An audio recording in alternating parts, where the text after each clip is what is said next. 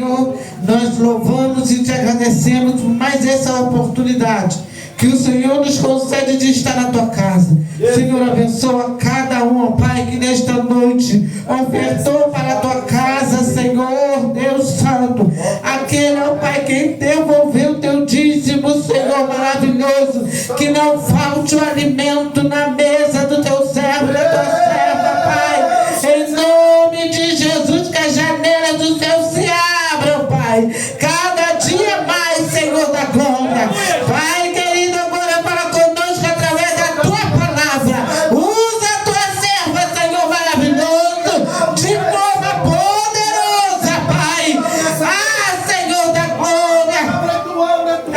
nós precisamos ouvir.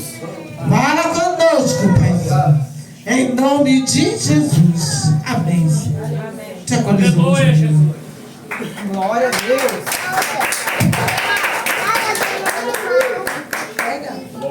Saúde os irmãos da paz de Cristo. Deixa eu dar um breve testemunho. No domingo, quando a gente terminou o culto, enquanto eu estava esperando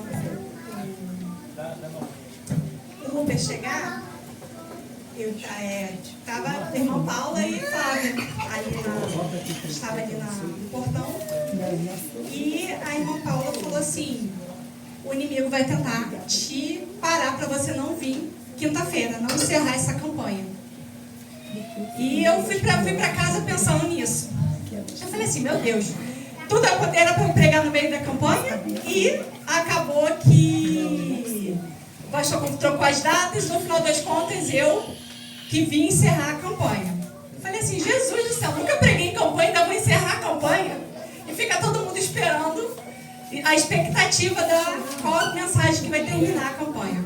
Eu falei assim, Senhor, está nas tuas mãos, é o Senhor que vai fazer. Domingo eu fui com essa palavra, fui para casa, fui dormir tranquilo. Domingo de manhã eu falei assim, aí segunda, eu não tenho hábito, às vezes eu jejuo, às vezes não, mas porque assim, quando você vai jejuar, eu entendo que você tem que pegar, se voltar para Deus, pegar meu tempo de leitura. Eu falei assim, não, Senhor, mas me deu aquela coisa assim, jejua. Aí eu falei assim, quer saber de uma coisa? Vou jejuar. Fui pro trabalho, fiz jejum. Na segunda-feira de manhã, quando eu voltei, cheguei em casa, tomei meu banho. Eu olhei um pedacinho de madeira que estava no cantinho do banheiro. Aí eu olhei assim, eu falei assim, eu pensei em tirar, eu falei, não vou. Aí na hora eu falei, vou tomar meu banho, tomei o banho. Quando eu tô tomando meu banho, que eu dou um passo para trás, eu piso no pedacinho de madeira e um parafuso entra. Na hora me veio aquela dor, mas aí assim, não sangrou, eu falei, tá bom. Falei, vou acordar bem. Fui dormir. No outro dia, fui pro trabalho e aquela dor só aumentando, a ponto de no final do dia, na hora do almoço, eu falei pro pessoal assim, vou desaposentar minha muleta, porque eu não estou aguentando mais andar. Eu fiquei o tempo todo sentada. E quando terminei o trabalho, eu estava andando na ponta do pé. E sem apoio, eu quase caí e voltei. Aí no final do dia, cheguei e fui pro trabalho. Vou sair do trabalho, fui pro hospital. Cheguei lá no hospital, o médico me deu um atestado de 3 dias. Aí eu falei assim, ai Jesus do céu, mal cheguei no trabalho, já estou colocando atestado. Mas aí eu lembrei que Deus tinha falado comigo na terça-feira de manhã. E terça-feira também eu fui em jejum. Ele falou comigo que eu não ia, na quarta-feira eu não ia trabalhar. Eu falei assim, eu achei estranho, né? Mas sabe aquela coisa assim, deve ser meu cansaço? Deve ser essa dor que eu estou sentindo? Aí, né, fui para o hospital, tal, avisei a minha chefe, avisei a menina lá, que é minha amiga lá no trabalho. E eu falei assim, aí eu lembrei da palavra que a irmã Paula falou.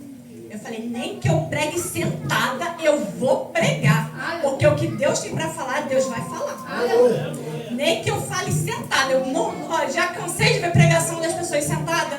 Falei, a única forma de eu não ir para naquele culto lá na quinta-feira é se eu estiver internada dentro do hospital. Porque se eu estiver em qualquer lugar do Rio, eu chego lá. Nem que eu chegue na hora da mensagem, mas eu chego. Então, quando Deus tem um propósito, quando Deus coloca uma responsabilidade na nossa vida, sobre os nossos ombros, não é nada que a gente não possa suportar. E Deus sempre vai nos ajudar a carregar aquele fardo. Aleluia! E desde o início da campanha, antes de eu saber que eu ia pregar qualquer coisa, quando o pastor lançou a campanha, que ele pregou, Deus falou assim no meu coração: Zaqueu. Aí eu, o que Zaqueu tem a ver com isso? Aí veio a mensagem. Eu falei, Senhor, mas eu quero pregar sobre Isaac. Aí ele falou, Zaqueu. Então peço que os irmãos abram lá em Lucas 19, versículo 1. Aí eu até perguntei ao pastor, falei, pastor, eu tenho que pregar no texto? Tenho que pregar no texto da campanha, eu posso pregar em outro? Ele, o que Deus colocar no teu coração. Então o que Deus colocou no meu coração foi isso. Lucas, capítulo 19.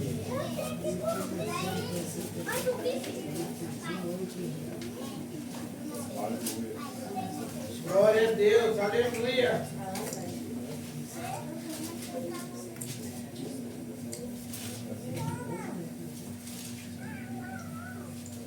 Leamos. Zaqueu, o publicano. E tendo Jesus entrado em Jericó, ia passando. E eis que havia ali um varão chamado Zaqueu. E era este o chefe dos publicanos, e era rico.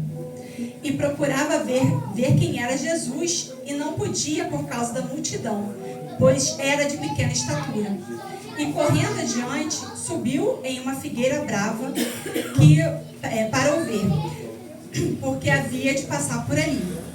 E quando Jesus chegou àquele lugar, olhando para cima, viu e disse-lhe: Zaqueu, desce depressa, porque hoje me convém pousar na sua casa. E apressando-se, desceu e recebeu com gosto. E recebeu gostoso. E vendo todos isto, murmuravam, dizendo que entrará para ser hóspede na casa de um homem pecador. E levantando-se Zaqueu, disse ao Senhor: Senhor, eis que eu dou aos pobres metade dos meus bens. E se em alguma coisa tenho defraudado alguém, o restituo quadruplicado. E disse-lhe Jesus: Hoje veio salvação a esta casa, pois também este é filho de Abraão, porque o Filho do Homem veio buscar e salvar o que se havia perdido.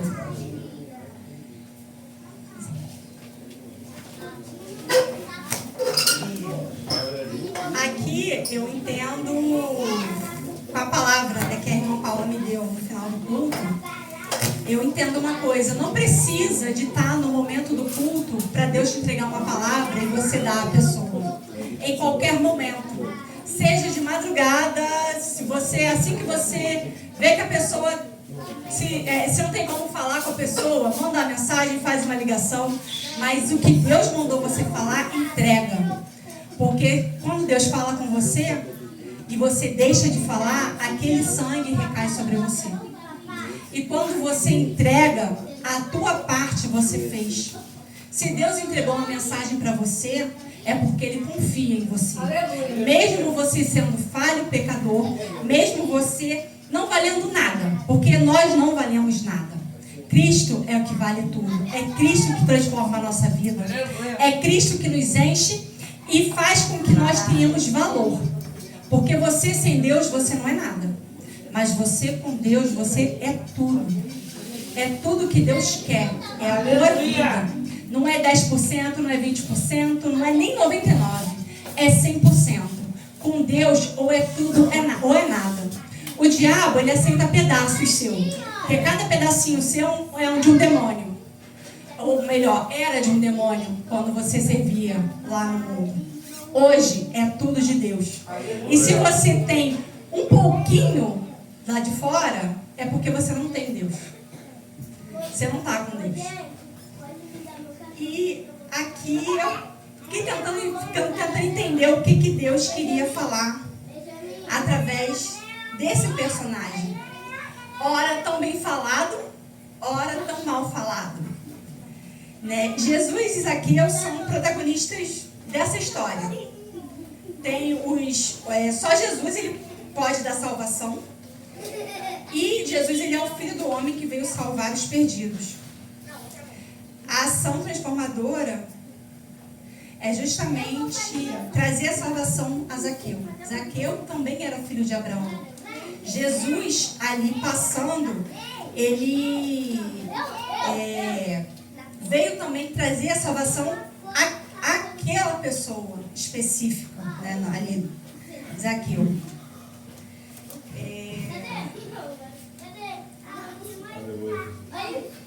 Com relação vamos botar assim, aos personagens ali da história, nós temos Jesus, nós temos Zaqueu, nós temos ali os murmuradores e nós temos a multidão. Jesus, ele representa a empatia. Ele tem a ideia de se colocar no lugar da pessoa. Jesus é o ser, é o nosso Deus. Ele se coloca no nosso lugar. Ele tomou a forma humana, se colocou aqui entre nós para nos ensinar. Ele teve empatia por nós. Ele se colocou no nosso lugar verdadeiramente. Zaqueu, ele teve uma impressão agradável de Jesus. Aquela pessoa que ele ouviu falar, ele queria ver quem era. Ele sentia esse desejo de ver Jesus. E visto...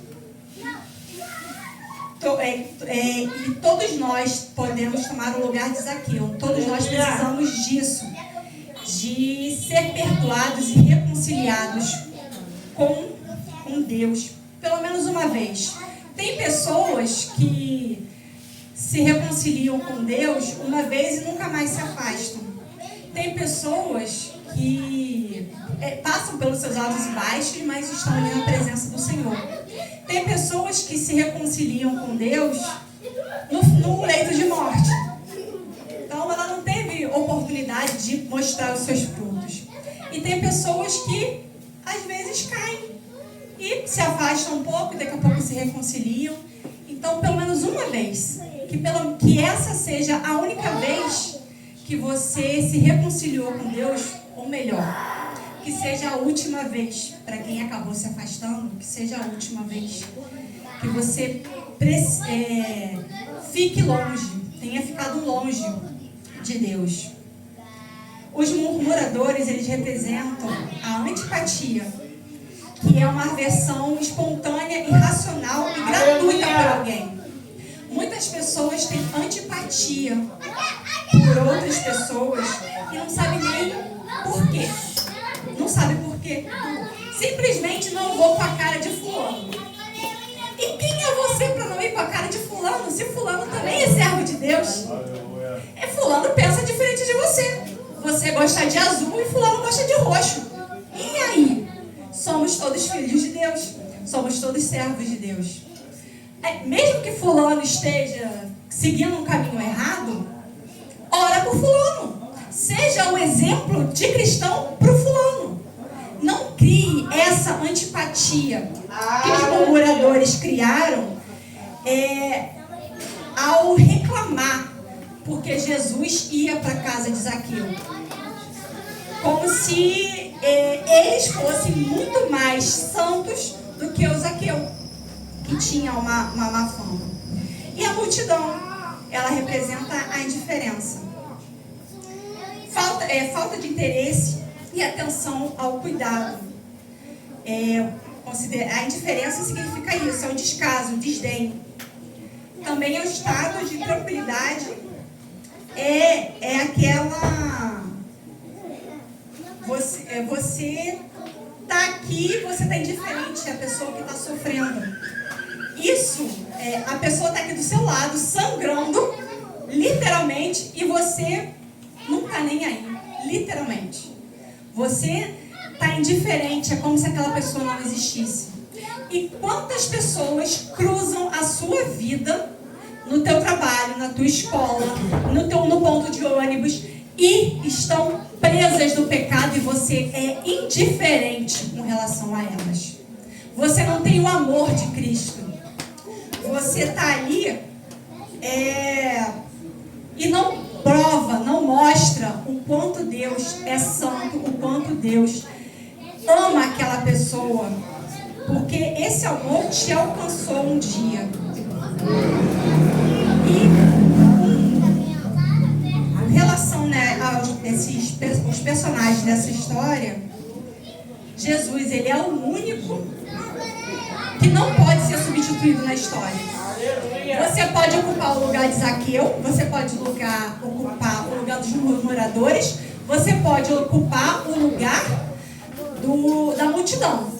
Mas o papel de Jesus você não pode ocupar. Esse papel de Salvador, de Filho de Deus, do ungido do Senhor, você não pode ocupar. E mesmo assim, você continua colocando pessoas e objetos no lugar de Deus. Pessoas, seja filho, seja marido, seja patrão, quem quer que seja.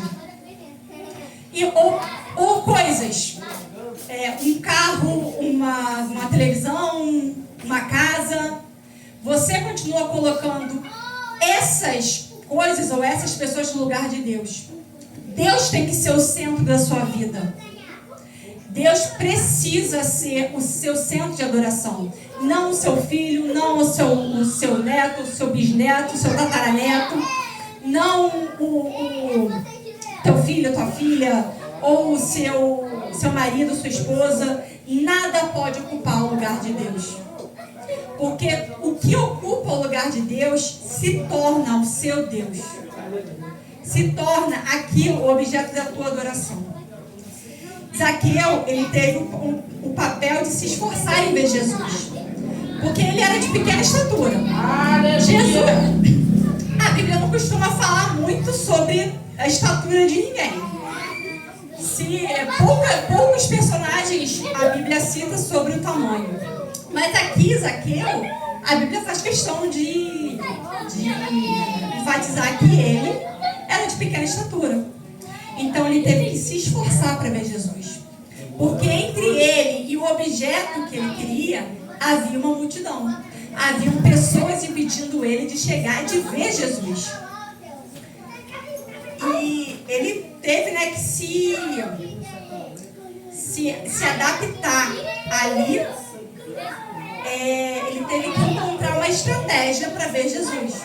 E ele viu onde Jesus ia passar, era um caminho, e ele viu lá uma árvore. Aqui na tradução está como figueira brava, ou um sicômoro, em algumas outras traduções. Aleluia! Mas era uma árvore que dava um fruto azedo. Ela tinha fruto, mas não era um fruto muito bom. Então, assim, não era uma árvore muito bem vista. Algumas tinham espinhos, né? E ele viu ali a oportunidade de ver. Ele não queria que Jesus... Ele não pediu nada a Jesus. Ele só queria ver quem era Jesus. Ele queria conhecer quem era Jesus. Se ele queria conhecer, é porque ele já tinha ouvido falar dele. Se ele não seguia Jesus, ele ouviu falar de Jesus e viu que ele ia passar ali perto da casa dele, onde ele estava. Então ele foi, não tem como eu chegar, atravessar a multidão, então não vou dar meu jeito. Conseguiu e viu Jesus. Tá? Ele traçou uma estratégia e foi lá e fez. Ele era rico. Ele não... Quando Jesus, né, chegou e falou com ele, ele não precisava, ele não pediu nada. Jesus falou que chegou a salvação na casa dele. E ele, como sendo rico, ele não iria precisar de tudo aquilo daquele dinheiro todo. Ele poderia ajudar muitas outras pessoas. Aleluia, Deus. E ele também queria restituir, se ele, caso ele tenha roubado alguém, ele quis restituir, partiu dele, foi do coração dele. E Jesus não pediu nada. Aleluia. Ele foi e falou que iria dar metade dos bens dele e se ele defraudou alguém, ele iria restituir 4 vezes mais. Isso aí pode ser considerado, essa restituição pode ser considerada como uma referência a 2 Samuel 12:16, onde Davi dá a sentença do homem rico que roubou a única ovelhinha pobre. Davi deu a sentença, aquele conto que Natan estava ali falando, sem saber que era ele próprio, que era o ladrão de ovelhas. Então ele falou que aquele homem rico teria que restituir 4 vezes mais aquele pobre da ovelhinha que ele roubou. Então, isso aqui eu vejo que Zaqueu conhecia a história do povo dele. E você conhece a sua história? Você conhece a história da tua família? Você conhece por onde a tua família andou? Em que labirintos eles se colocaram? A quais seres eles serviram? Você conhece a história da tua cidade? Você conhece a história do teu país? Desde o momento que o Brasil chegou, começou a aparecer no mapa, vamos colocar assim, porque o Brasil já estava aqui. Em 1500 é que ele começou a ser falado, né? Mas já tinham pessoas aqui. Aleluia. Glória a Deus. Você conhece a tua história? Você sabe como que essa nação foi fundada? Então, você precisa conhecer. Isso é uma coisa que nós temos que dar a mão à palmatória para o judeu, porque o judeu, ele sabe a história dele. Desde lá de Abraão. Ele sabe de onde ele veio, ele sabe, a 100ª geração para trás, ele sabe. Aleluia. Toda a genealogia dele. Isso é uma coisa muito importante para o judeu. E você pode ver que na Bíblia fala muito de genealogia. Porque nós temos origens. E os nossos antepassados influenciam. Assim como os seus pais influenciaram ao que você serve, né? Se os seus pais eram católicos, sua tendência seria ser católico. Se seus pais eram evangélicos, sua tendência seria ser evangélico. Então, assim, você precisa conhecer da onde você veio, as suas origens. E isso pode parecer uma coisa muito chata, muito trabalhosa, mas isso vai ser revelador, porque você vai entender por que você age dessa forma. Porque tem coisas que a gente herda do DNA. Tem características e atitudes que mesmo você não convivendo com aquela pessoa, você apresenta aquilo ali. Então, assim como o pecado está no nosso DNA, assim também muitas características estão no nosso DNA. E você precisa conhecer a sua origem. Você precisa saber de onde você veio. Para você entender muitas das coisas que você está passando hoje. Você sabe, por exemplo, se a tua bisavó ofereceu a filha dela a determinada entidade? Você sabe se isso aconteceu? Porque a partir do momento que você oferece aquela pessoa, você oferece aquela pessoa e a linhagem dela. E você está naquela linhagem. Então, existem coisas que você precisa saber. Tem coisas que só Deus que vai revelar. Mas tem coisas que você conversando, procurando, você consegue saber. A multidão impede Zaqueu de ver Jesus e de conhecê-lo e ter acesso a seu amor, assim obtendo a maior bênção possível, que é a salvação do inferno e poder habitar a eternidade com Deus. E também a multidão não desfruta da companhia de Jesus. A multidão está ali só para impedir Zaqueu de encontrar Jesus. Porque a multidão não recebeu milagre. A multidão não foi perdoada. A salvação não chegou na casa da multidão. Eles só foram empecilhos de Zaqueu chegar até Jesus. Glória a Deus. E os murmuradores estão junto da multidão. Podem se achegar a Jesus, mas ao invés de reconhecer seus erros e perdem tempo criticando o fato de Jesus dar atenção a uma pessoa de péssima fama.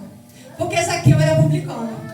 O publicano, ele tinha uma péssima fama porque ele era cobrador de impostos. E em Roma, Roma deixava ele cobrar o quanto ele quisesse.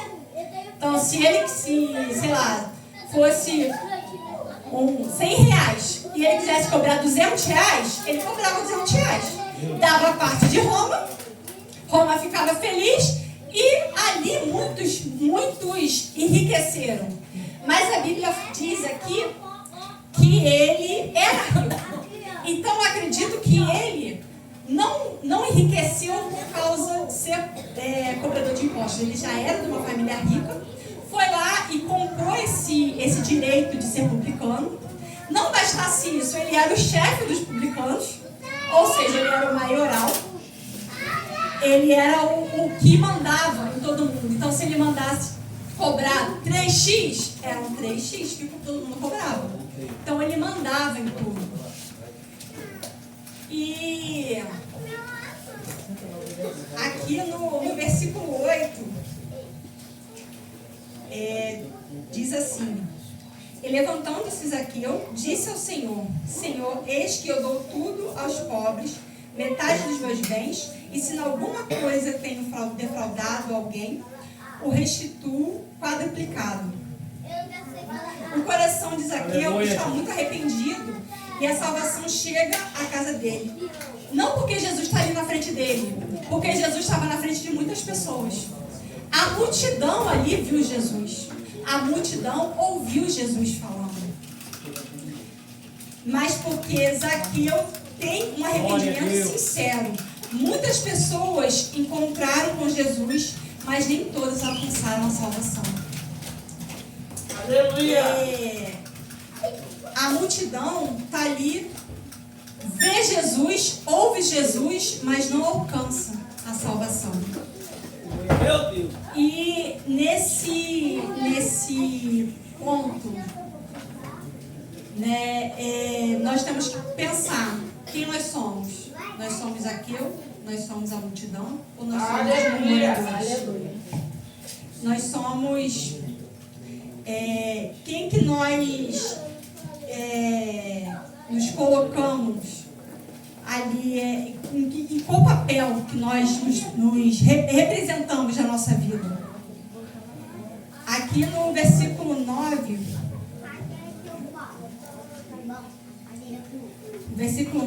diz assim: E disse-lhe Jesus: Hoje veio a salvação a esta casa, pois também este é filho de Abraão.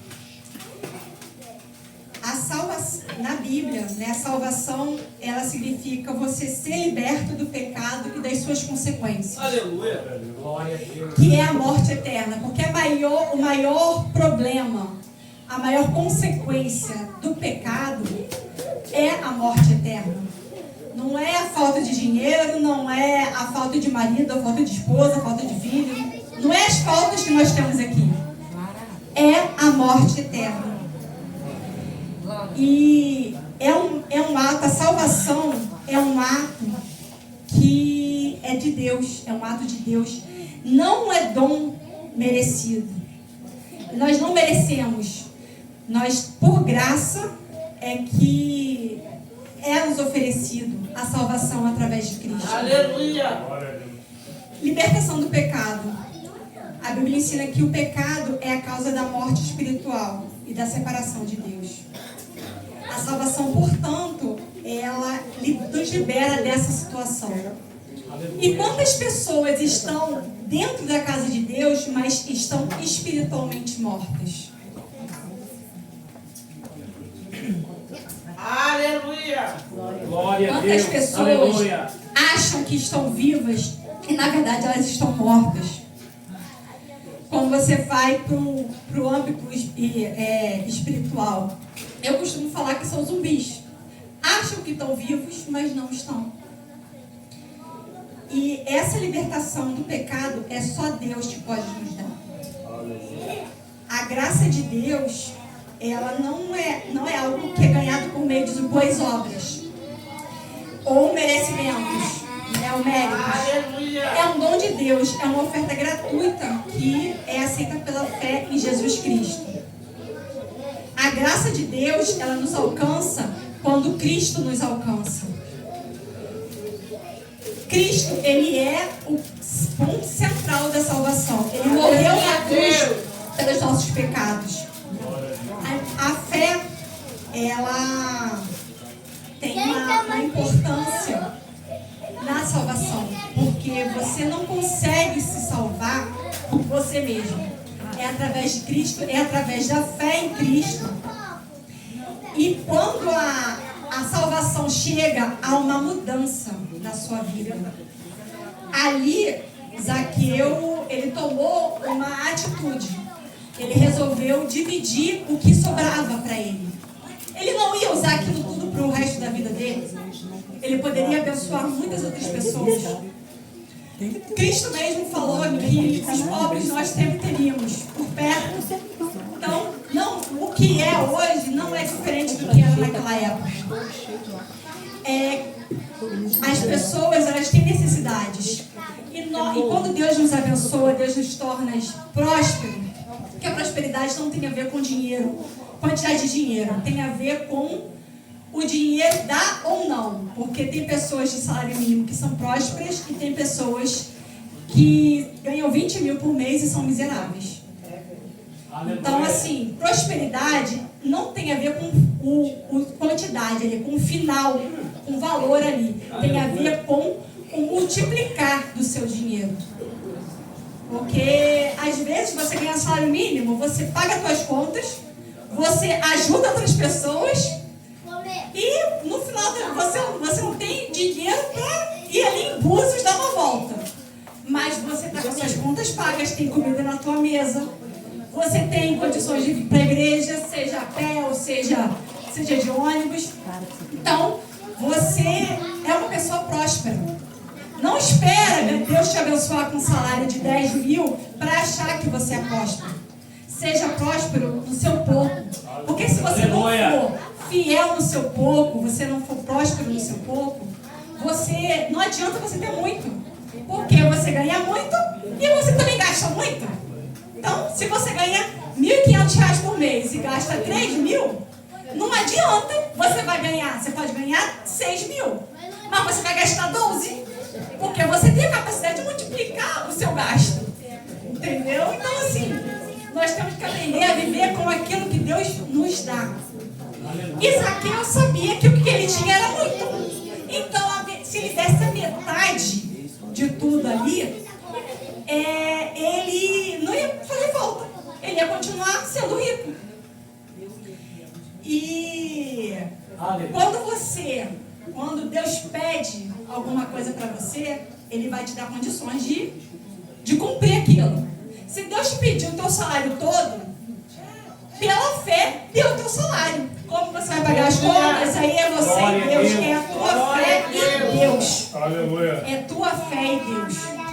Porque eu não posso falar sobre a irmã Paula. Eu não posso falar sobre a irmã Flávia. Eu não posso falar sobre a irmã Simone.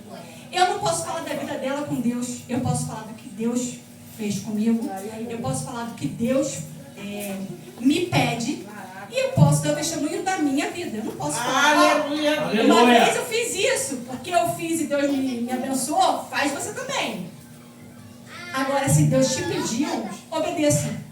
Como vai pagar? Não faço ideia, não sou Deus e nem sou secretária dele. Mas aí é você e Deus. E tenha certeza que é você e Deus. Não tem ninguém ali do teu lado, não tem a mão de ninguém, é você e Deus. E não precisa ninguém saber. Não precisa. Aqui, Jesus fala sobre Zaqueu. Eu estou com Isaac na cabeça. Sobre Zaqueu, que ele é filho de Abraão. Na Bíblia, tem dois significados principais, né? Esse termo filho de Abraão. É a descendência biológica, ou seja, a genealogia dele, se você for puxar lá atrás, vai parar em Abraão, como também uma filiação espiritual. Jesus se referiu a Zaqueu como descendente de Abraão, e tanto biologicamente como espiritualmente. Nós somos filhos de Abraão pela fé. Nós somos pela parte espiritual. Nós somos filhos de Abraão. Ali, Zaqueu não. Zaqueu ali era biológico e espiritual. Abraão, ele foi pai de muitos filhos. Ele teve Ismael, se eu não me engano, teve mais outros 6 depois que Sara faleceu. Ele casou de novo e acho que, se eu não me engano, foram mais 6 ou mais 4, enfim. Então, mais 6 filhos. Então, ele deu origem a muitas nações. Mas o filho da promessa é Isaac. Nós somos descendentes de Abraão espiritualmente através de Isaac. Então, assim, de todos os filhos que Deus deu, o que ganhou o destaque, que era o filho da promessa, foi Isaac. A nossa filiação, ela é espiritual. Paulo, em suas cartas, enfatiza que a verdadeira filiação de Abraão não apenas uma questão de sangue, mas de fé. Aqueles que creem em Cristo, o Messias, são considerados filhos de Abraão, por compartilharem a mesma fé que ele demonstrou ao obedecer a Deus. Abraão, ele obedeceu a Deus incondicionalmente. Mesmo a promessa, entre aspas, tardando, porque demorou 25 anos para Deus dar a promessa a ele. Aleluia! Tem 2 anos que Deus te prometeu e você está reclamando? Abraão saiu do meio do povo dele para um lugar que Deus mandou ele ir, e ele foi sem saber para onde ia. Você tem casa, Deus não te mandou sair daqui, Deus só está te falando, está demorando, na tua cabeça está demorando, mas é o tempo de Deus te preparar. Porque a bênção, quando ela chega e nós não estamos preparados, ela acaba se tornando muitas vezes maldição. Ela acaba sendo uma pedra de tropeço na sua vida. Aleluia! Quantas pessoas lutaram para casar, porque queria casar, e quando casou, olha o que deu. A luta que a pessoa passa. Deus pode restaurar, Deus cuida, Deus Aleluia. pode libertar, pode, mas se a pessoa quiser, a pessoa tem que querer. Para Deus trabalhar em você tem que querer. Você tem que abrir a porta do teu coração para Deus trabalhar. Aleluia. Porque não adianta, Deus ele não vai arrombar a porta do seu coração. Se você der uma brechinha, o diabo entra. Mas se você der uma brechinha, Deus não entra não. Deus só entra se você abrir a porta do teu coração. Glória E a às Deus. vezes você está no deserto, você está rodando igual Israel, 40 anos no deserto, andando literalmente em círculo, sendo protegido por Deus. Deus provendo comida, Deus dando alimento, Deus dando abrigo, Deus dando água, Deus dando roupa, mas estava rodando. Eles não estavam desfrutando do que eles iriam ganhar, porque eles não creram na promessa. quando Deus falou que ia dar, mesmo vendo todos os milagres que eles viram, eles não acreditaram, porque eles viram aqueles milagres todos lá no Egito. Mas 10 pessoas chegaram com a palavra ruim, dizendo que lá era um lugar que tinha gigantes, e aí eles deram crédito a 10 pessoas. 2 falaram que iam conseguir, que tinha gigante, mas que Deus ia dar vitória. Mas eles esqueceram do que Deus tinha feito. Olha, se Deus matou todos os primogênitos do Egito, Aleluia. Deus não ia derrubar os gigantes? Aleluia, Jesus. Então, assim, olha para trás na sua vida, olha tudo que Deus fez na sua vida. Olha quantos livramentos. Isso dos que você sabe. Aleluia. Não dos Glória que a Deus. imagina Aleluia. o que você não sabe. Os livramentos, tanto de amizade, Maravilha de tanto Deus. de Aleluia. no meio do caminho, que Deus te deu e você não sabe. Aleluia. Então, olha para trás, olha para a sua vida e veja o que Deus já fez. Se Deus já fez, já te transformou, Ele é poderoso e infinitamente mais para fazer tudo aquilo que Ele te prometeu. Porque na nossa cabeça pode demorar. Me incluo nisso também. Tem hora que eu falo assim, Senhor, o Senhor se esqueceu de mim, Senhor. Aleluia. Mas aí a gente lembra que a gente é falho, a gente é pecador. A gente precisa voltar ao primeiro amor. A gente precisa voltar àquela paixão que nós tínhamos quando nós nos convertemos. Glória a Deus. Quando eu falo isso, eu lembro muito da minha infância. O quanto eu amava estar na presença de Deus, o quanto eu queria. Eu tenho lembranças minhas que eu não sabia ler, mas eu queria ir para a igreja, porque eu queria ouvir de Jesus.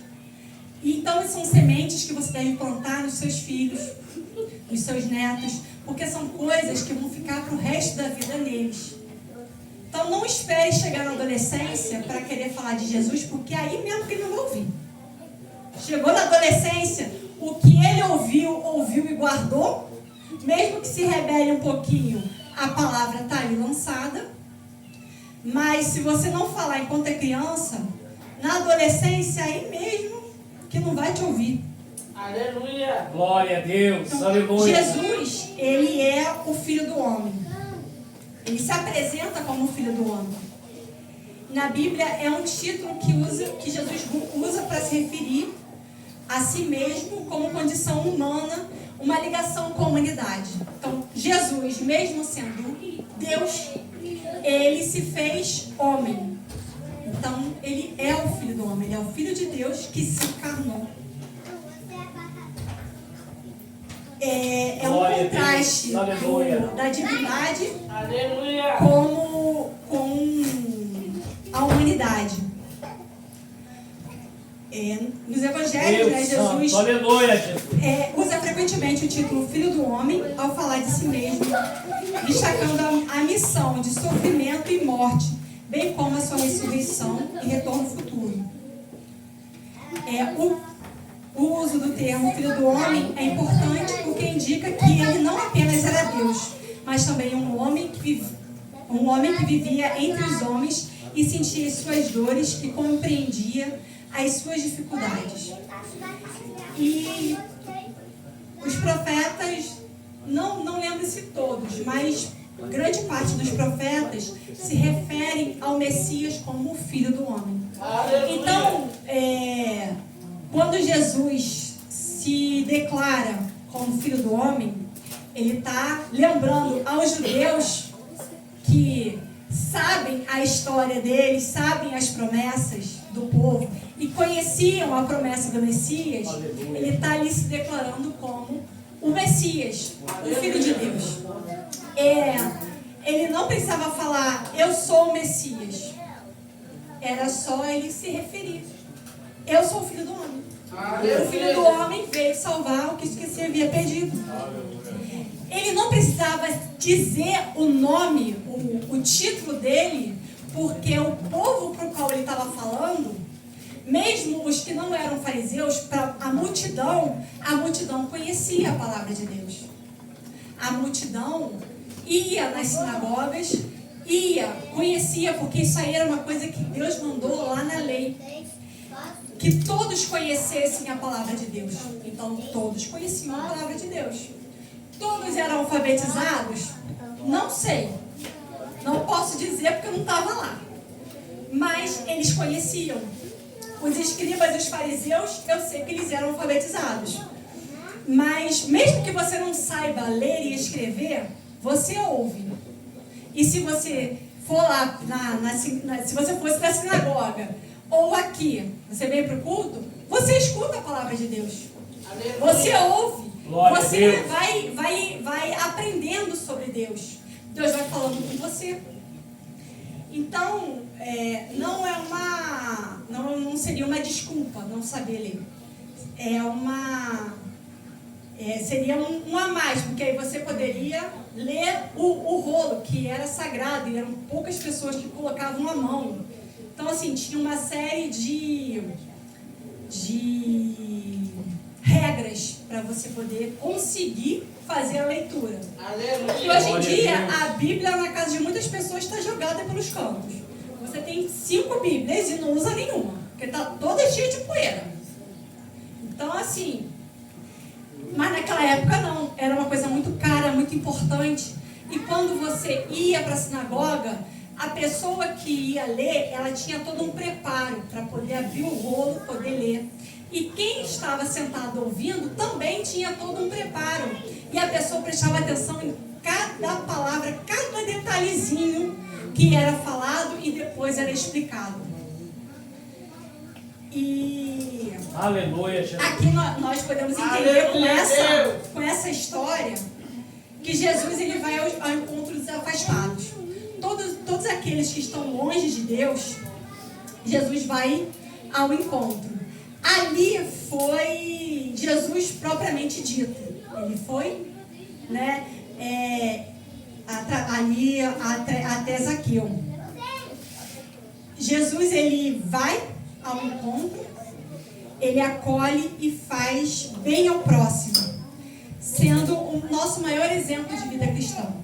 Jesus ele vai, ele acolhe a pessoa e ele faz bem, porque ele traz a salvação. Aleluia. Ele deve ser o nosso exemplo. Nós temos Glória que ir a Deus. atrás, sim, das pessoas que estão perdidas nesse mundo.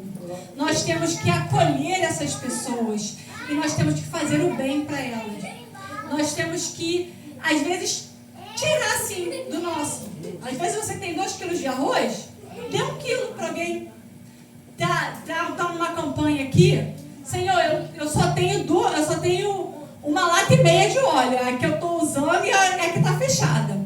Senhor, pela fé eu vou levar aquela lata que está fechada. O Senhor vai prover e vai durar até eu fazer compra de novo. O Senhor vai mandar recurso para comprar outra.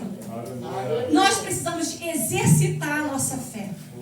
Nós precisamos acreditar que nós servimos um Deus poderoso. Deus não vai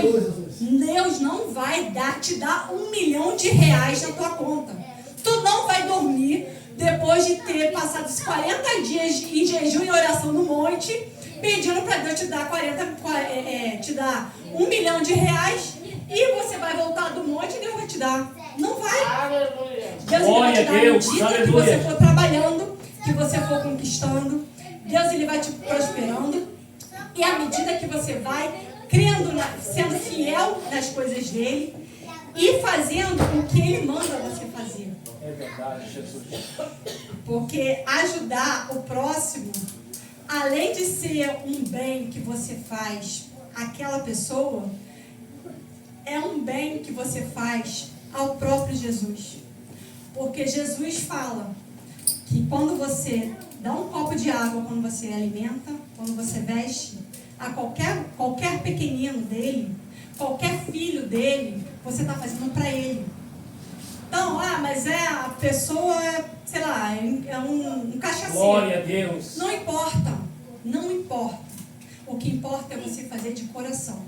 E também não venha aqui dar o seu último quilo de arroz tendo assim, porque Deus vai te dar 5 quilos amanhã. Não venha fazer barganha com Deus, não. Você tem que dar de coração. Porque se você der na barganha, Deus não vai te abençoar, não. É por isso que muitas vezes você faz as coisas e depois reclama com Deus. Ah, porque eu dei e Deus não me deu. Ah, porque eu fiz e Deus não respondeu. Mas é porque você fez de interesse. Deus não quer interesse. Quem está interessado em interesse é a concorrência, como diz o pastor Cláudio Duarte. Eles é que estão interessados em pessoas interesseiras. Porque a pessoa vai lá porque quer dinheiro, quer prosperidade, quer abrir caminho, quer coisas boas para ela, aí vai lá, faz o que tem que fazer e pronto. Ela está lá numa relação de barganha. Aqui não. Nós estamos numa relação de pai e filho. Aleluia! Assim como nem tudo que o seu filho pede você dá, Deus também não vai te dar. Porque você sabe que o teu filho está pedindo, vai fazer mal para ele. Então Deus sabe também que às vezes aquele carro novo que você quer, vai orgulho e vai entrar no teu coração. A soberba vai entrar no teu coração e Deus não te quer assim. Às vezes é coisa simples, aquele tênis novo que você quer. O orgulho vai entrar no teu coração. Deus não te quer assim. Deus te quer humilde. Tem pessoas que são orgulhosas com uma havaiana no pé. E tem pessoas que são humildes com uma vivara no pulso. Toda cheia de joia. Joia que mandou fazer e são pessoas humildes. Porque a humildade está no teu coração. Aleluia. Vai lá em Salmos. Acho que. Não vou lembrar o número do Salmo. Que fala para sondar o coração. Pede para Deus sondar o seu coração. Para que você possa ver, te mostrar o que está dentro do seu coração. Então se espante. Não se espante com toda a podridão que você vai ver. Saiba que Deus não vai mostrar tudo, mas Ele vê tudo. Deus ele vai te mostrar o quanto que você suporta. Aleluia. Porque à medida que você for mergulhando na presença de Deus, à medida que as águas forem subindo no seu calcanhar, na sua perna, na sua cintura, nos seus ombros, à medida que você for mergulhando na palavra de Deus, Deus ele vai te mostrando quão ruim é você, o quão duro é o seu coração, o quanto você precisa de Cristo, Glória a Deus. Maldoso você é. E à medida que você vai buscando Aleluia. a Deus vai te revelando isso. E Deus ele vai te dando graça para mudar. Porque nós não mudamos por nós mesmos. Nós não mudamos porque queremos mudar. Nós mudamos porque Cristo está na nossa vida. Aleluia. Porque o Espírito Santo nos guia e nós vamos atrás dele. Porque o Espírito Santo ele dá o caminho. Mas quem tem que caminhar é você. Quem precisa andar é você. Quem precisa limpar ali, tirar as coisas é você. O Espírito Santo, Jesus, vai te ajudar. Mas se você não quiser, não vai. Esse coração vai ficar podre e fedendo a carne podre. Aleluia. Enquanto você não abrir a porta do teu coração para Deus tratar você vai continuar desse jeito. Rodando, igual o pirutom. Roda e não sai do lugar. Faz campanha, faz isso, faz aquilo, ora e sobe monte, desce monte, vai para vale e não sai do lugar. Mas por quê? Porque você não está obedecendo a voz de Deus, que é simples. E Deus não está, muitas das vezes, Deus não está no pular aqui na igreja. Deus ele vai estar no teu quarto. Naquele momento seu de devocional. Seja de manhã, de madrugada, o horário não importa. O que importa é fazer. Glória a Deus. E todos nós temos sim. Se você não faz, é porque você não quer. A verdade é essa. Você não quer. Ah, porque eu não tenho tempo. Não, você tem tempo de tudo. Tem tempo até de dormir. Tira aí meia hora do seu sono e vai orar e ler a Bíblia. Você tem que, se o seu patrão chegar e falar pra você, de noite, 11 horas da noite, falar, ó, quero você amanhã, 4 horas da manhã no trabalho. Você não vai ter que ir? Por que você vai dormir só 3 horinhas? E você, por que você não pode tirar 10 minutos para poder ler a palavra de Deus? Aleluia. Glória a Deus. Aleluia, Jesus. Então, isso é falta de interesse nosso com as coisas de Deus. Zaqueu, para ver Jesus, precisou subir. Mas para receber Jesus, ele teve que descer. É melhor você aprender descendo do que você aprendendo na queda. A dor da queda, ela é muito maior do que a dor da descida. Porque quando você desce, você toma a decisão de encontrar Deus. Quando você cai, foi um acidente. Então a dor vai ser muito maior. Então você se ajoelhar e pedir perdão a Deus, a dor que você vai sentir ali no teu joelho é uma.